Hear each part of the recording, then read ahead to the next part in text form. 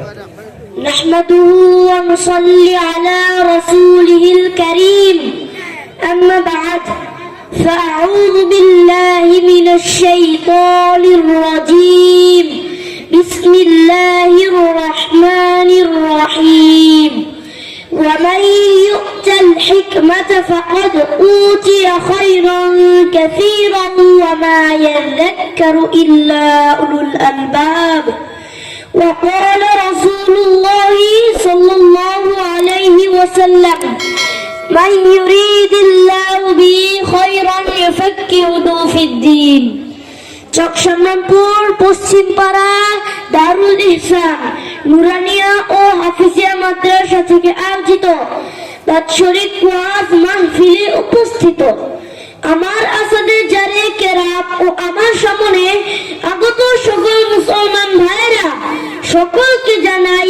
আমার অন্তরের অন্তঃস্থল থেকে মুবারকবাদ। আজ আমি আপনাদের সামনে ইলমে দ্বীনের গুরুত্ব ও এর ফজিলত সম্পর্কে কিছু আলোচনা করব ইনশাআল্লাহ। আল্লাহ তাআলা আমাকে সহি বলার তৌফিক দান করুন। মুহতারাম হাজিরিন, ইলমে দ্বীনের গুরুত্ব অপরিসীম।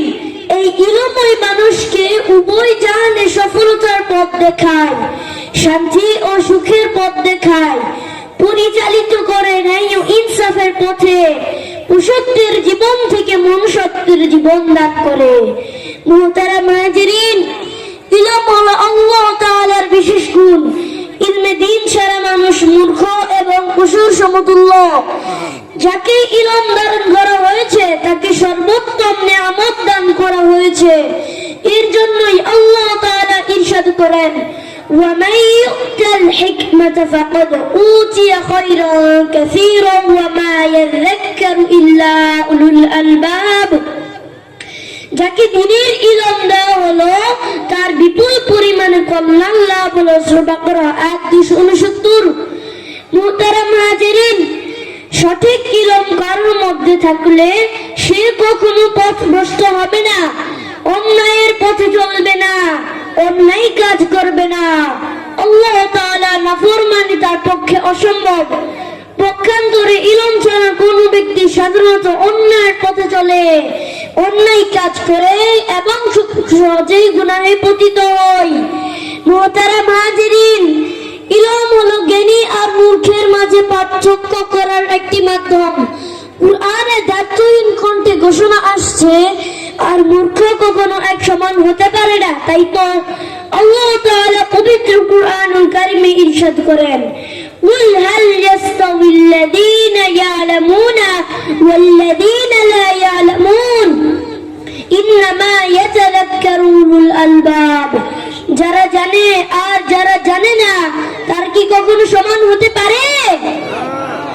সূরা জুমার আয়াত 9।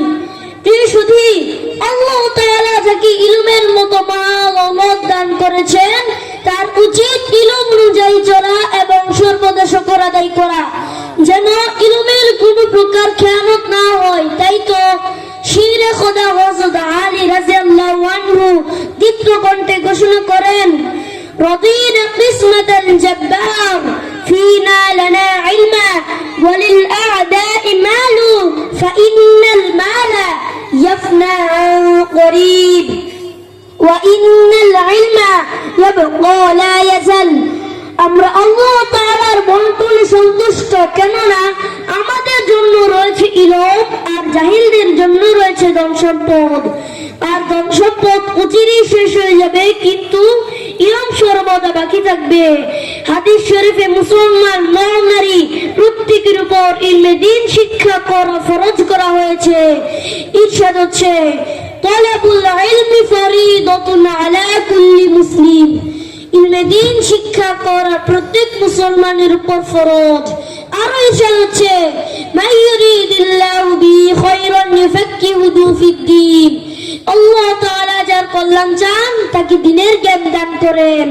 মুহতারাম হাজিরিন, ইলমে দ্বীনের ফজিলতের ক্ষেত্রে হাদিস শরীফে ইরশাদ হচ্ছে, মান সালাকা তরিকান ইয়াতলুবু ফীহি ইলমান সালাকাল্লাহু বিহি তরিকাম মিন তুরুকিল জান্নাহ যে ব্যক্তি ইলম অন্বেষণের জন্য কোন রাস্তায় চললো, আল্লাহ তাআলা এর বিনিময়ে তাকে জান্নাত দান করবেন। আর ইরশাদ হচ্ছে, ফাদলুল আলিমি আলাল আবিদি কাফাদলি আলা আদনাকুম।